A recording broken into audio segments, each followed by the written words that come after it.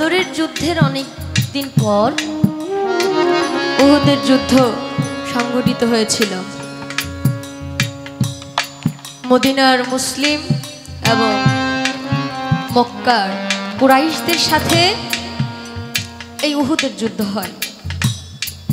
মদিনার মুসলিমের নেতৃত্ব দিয়েছেন আমার দয়ার নবী মায়ার নবী হযরতে আহমদ মুস্তাফা মুহাম্মদ মুস্তাফা সাল্লাল্লাহু আলাইহি ওয়াসাল্লাম, এবং মক্কার কুরাইশদের নেতৃত্ব দিয়েছিলেন আবু সুফিয়ান। মদিনার সেনাপতি ছিলেন, মুসলিমদের সেনাপতি ছিলেন আবু বকর সিদ্দিক রাদিয়াল্লাহু তাআলা আনহু, এবং মক্কার কুরাইশদের সেনাপতিত্ব করেছেন খালিদ বিন ওয়ালিদ। আবু সুফিয়ানের স্ত্রীর কথা আপনারা জানেন, হিন্দ বিনতে উতবা। এই নারী ইসলামের মধ্যে এত মর্মাহত ঘটনা করেছে যার নাম দিলেই ছিট বলতে ইচ্ছা হয়। কারণ আমার নবীর চাচা ছিলেন আমির হামজা। সেই আমির হামজা ইসলাম গ্রহণ করেছিলেন বিধায় আমির হামজাকে এই উহুদের যুদ্ধে হত্যা করিয়েছিলেন। সামনে থেকে কেউ যুদ্ধ করে আমির হামজার সাথে পারত না, কারণ সে খুব বীর ছিলেন। তার শক্তির কাছে সবকিছু যেন তুচ্ছ। আমির হামজা যখন ইসলাম গ্রহণ করলো, আবু সুফিয়ান সহ অনেকেই কাবু হয়ে গেলেন কুরাইশ বংশের, যে এত বড় ঘটনা ঘটে গেল, আমির হামজা মোহাম্মদের দলে চলে গেছে, আমরা কিভাবে কি করব। উহুদের যুদ্ধে মুসলমানদের সংখ্যা, মদিনাবাসীর সংখ্যা যদিও কম ছিল, প্রায় যুদ্ধে জয়ী হয়ে যাচ্ছিল। এই সময় একটুখানি সতর্কতা না থাকার কারণে আবু সুফিয়ানরা আবার পাল্টা ধাওয়া করে মুসলমানদেরকে পরাজিত করেছিল। আমির হামজাকে যখন পিছন থেকে আঘাত করলেন, তাকে মারার পর তার লাশটা, মানে মৃতদেহটাকে শান্তি দেয়নি। একটা মানুষ মরে গেছে, তার উপরে আর অত্যাচার চলে না তো বাবা। কিন্তু আমির হামজাকে এই হিন্দ বিনতে আসাদ উতবা, হিন্দ বিনতে উতবা, এই আবু সুফিয়ানের স্ত্রী, তার বুকের ভিতরে একটা ছুরির আঘাত করে তার ভিতর থেকে কলিজাটা বের করে ফেলছে। কলিজাটা বের করে এটা দাঁতের কাছে নিয়ে চিবাইলো, তার কানগুলো কেটে ফেললো, নাকটা কেটে ফেললো, তার চেহারাটাকে এমন ক্ষত বিক্ষত করেছে, ওই কান নাক সুতার মধ্যে ভরে, ওই হিন গলার মধ্যে হার পড়েছে, কানের দুল পড়েছে। দলিল প্রমাণ করে ৭২টা টুকরা করেছিল। আমার নবী আহত হয়েছিল এই উহুদের যুদ্ধে। আমার নবী এতটা আহত হয়েছে, তার দান মুবারক পড়ে গেছে। আমার নবী পাগলের মতো খুঁজতেছে আমির হামজাকে, যে আমার চাচা কোথায়, সবাইকে দেখতেছি, চাচাকে তো দেখছি না। আমার রাসূল পাক খুঁজতেছে, পাচ্ছে না। আমির হামজা চলে যাওয়ার পর আমার নবী এত বিশ্বস্ত একটা জায়গা অবস্থান দখল করেছিলেন, আমার নবী ৭২ বার তার জানাজা পড়েছে। কাল হাসরের মাঠে আমির হামজা ৭২ জায়গা থেকে উঠতে থাকবে। যেই আমির হামজা এক সময় নবীর বিরোধিতা করেছে আর নবীকে ভালোবেসে সে শহীদ হয়েছে, সাধারণ মৃত্যুর নয়। আমরা সেই নবীর উম্মত, নবীর কথা মনে হইলে আমাদের চোখ দিয়ে একটু পানি আসে না বাবা। আপনারা জানেন, নবীর এক সাহাবী ছিল যার নাম ছিল আবু হুরায়রা রাদিয়াল্লাহু তাআলা আনহু। আবু হুরায়রা রাদিয়াল্লাহু তাআলা আনহু এত ইবাদত করতেন যে একদিন আমার নবী এক সাহাবাকে বলতেছে, অনেকদিন হয়ে গেল আমি তো আমার আবু হুরায়রাকে দেখি না।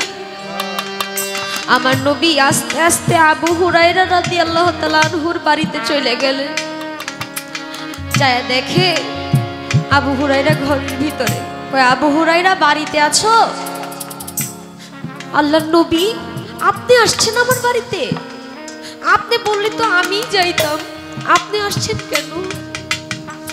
আমার দয়াল নবীকে দেখে আবু হুরায়রা আনন্দে আত্মহারা হয়ে গেছে। কি করবে, কি করা উচিত? ঘরের মধ্যে ভালো বিছানা নাই যেখানে আমার নবীকে বসতে দিবে, আমার নবীকে একটু খাইতে দিবে।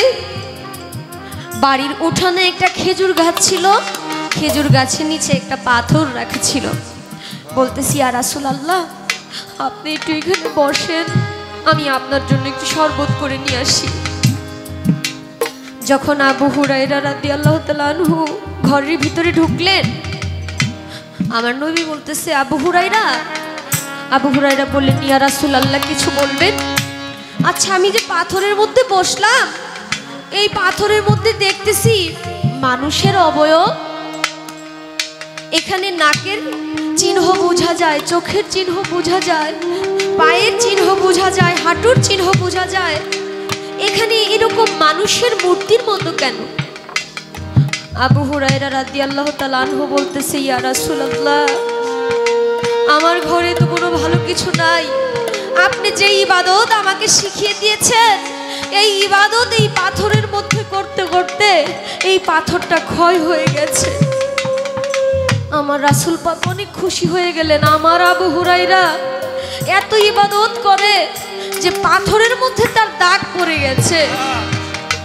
আবু হুরায়রা শরবত আনতে গেছে, এই সময় জিবরাইল আমিন ফেরেশতা এসে বলতেছে ইয়া রাসূলুল্লাহ, এত আনন্দিত হওয়ার কিছু নাই। আবু হুরায়রা যে এতদিন ইবাদত করেছে, আল্লাহর দরবারে সেজদা দিয়েছে, তার একটা সেজদাও আল্লাহর দরবারে কবুল হয় নাই। আমার মায়ের নবী হাউমাউ করে কাঁদতেছে। আমার আবু হুরায়রা এত ইবাদত করলো, একটা ইবাদতও আল্লাহর দরবারে কবুল হইল না কেন? কি সমস্যা? আমার নবী যখন কাঁদতেছে, আবু হুরায়রা দৌড়ায় আসছে ঘর থেকে। এসা বলে ইয়া রাসূলুল্লাহ, আমি কি কোনো অন্যায় করলাম আপনার সাথে? আপনি কাঁদতেছেন কেন আমাকে বলেন? আপনার মুখটা কেন মলিন হয়ে গেল আমাকে বলেন। আমার নবী করিম সাল্লাল্লাহু আলাইহি ওয়াসাল্লাম বলে আবু হুরায়রা রে, আমি আমার জন্য কাঁদি না, আমি তোর জন্য কাঁদি। কারণ তুই যে এতদিন এত ইবাদত করেছস, একটা ইবাদত আল্লাহর দরবারে কবুল হয়নি, একটা সেজদাও আল্লাহর দরবার পর্যন্ত যায় নাই।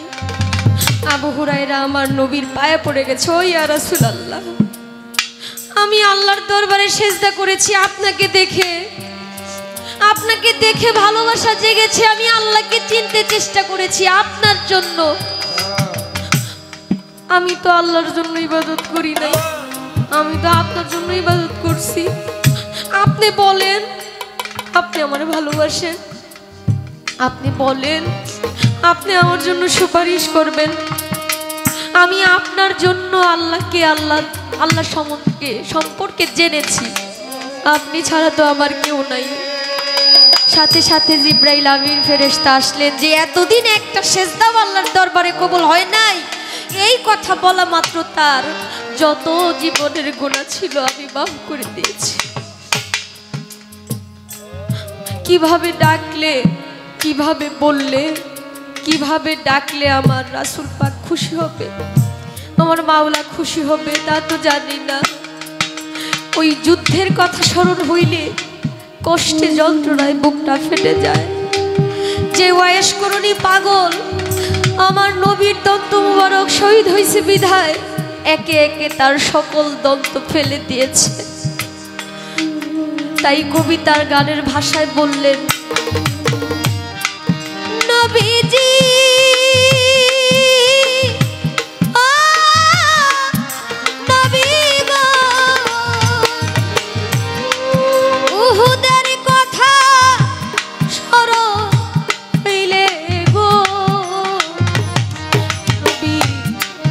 দান শো করলেন আপনি, দান শো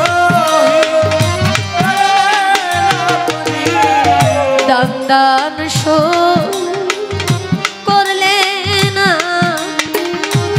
ইসলাম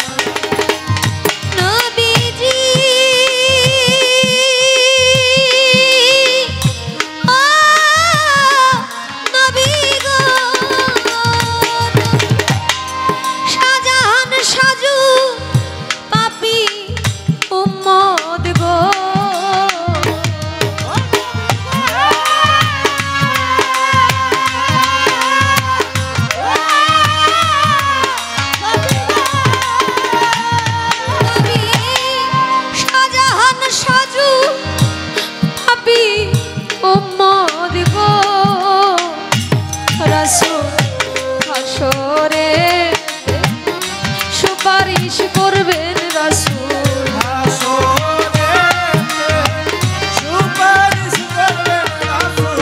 হাসরে সুপারিশ করবেন নবী আশায় থাকবো দাঁড়াইয়া দেখা দেখো ইয়া রাসূলুল্লাহ স্বপ্নে আসি দেখা দেখো মায়ার নবী একবার আসিয়া দয়ার নবী মায়ার নবী আমার দয়াল নবী মায়ার নবী কোথায় রইলে লুকাইয়া দেখা দেন ইয়া রাসূলুল্লাহ স্বপ্নে আসিয়া দেখা দেন গো আল্লাহর হাবিব স্বপ্নে আসিয়া দেখা দেন গো ইয়া রাসূলুল্লাহ স্বপ্নে আসি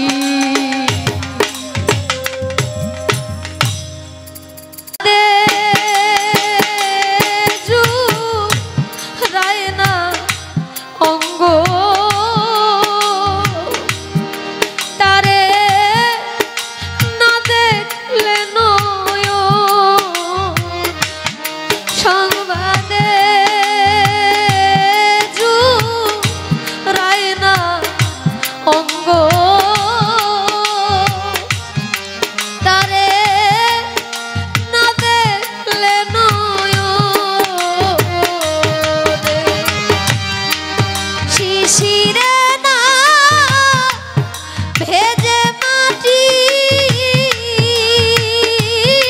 বলো শিশিরে না ভেজে মাটি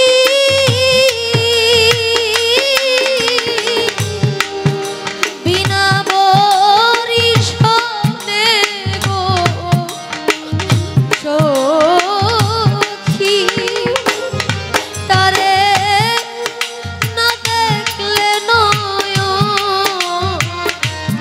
সংবাদে জু রায়না অঙ্গ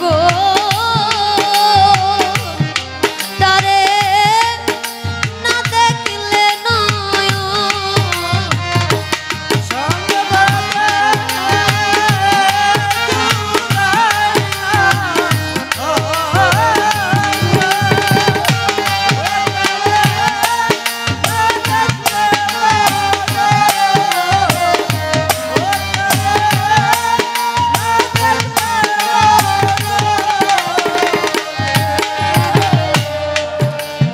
দেখিয়া সংবাদ পাওয়া দ্বিগুণ জ্বালা প্রাণে গনুদাসা দ্বিগুণ জ্বালা প্রাণে না দেখিয়া সংবাদ পাওয়া দ্বিগুণ জ্বালা প্রাণে গো আমার দ্বিগুণ জ্বালা প্রাণে কাটা ঘায়ে লেবুর রস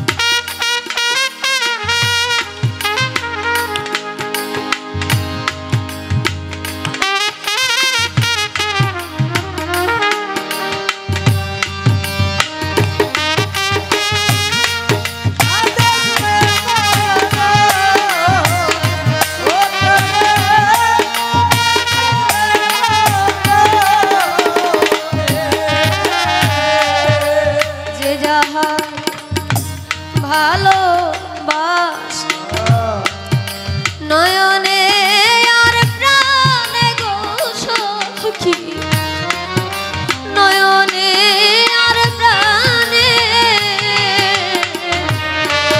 যে যাহারে ভালোবাসে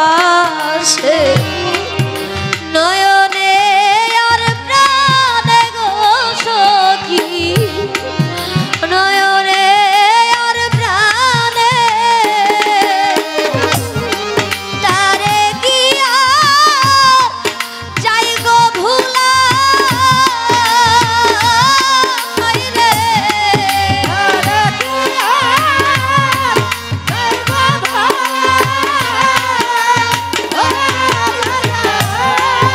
তারে গিয়া যাই গো ভুলা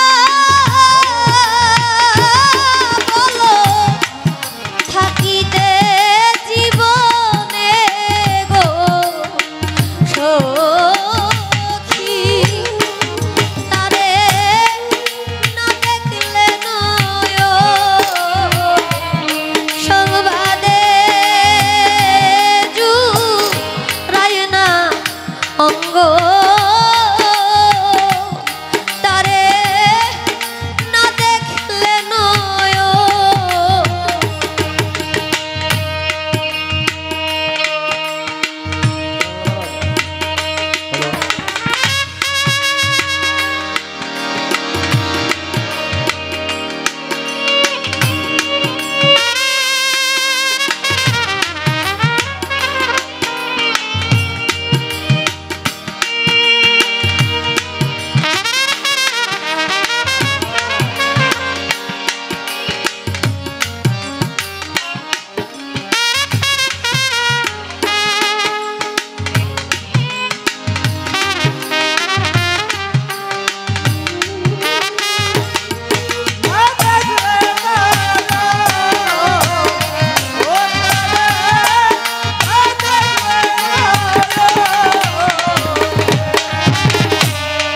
সেই চনর মুখের বাণী অমৃত কথা নাহি শুনে গো আমি কথা নাহি শুনে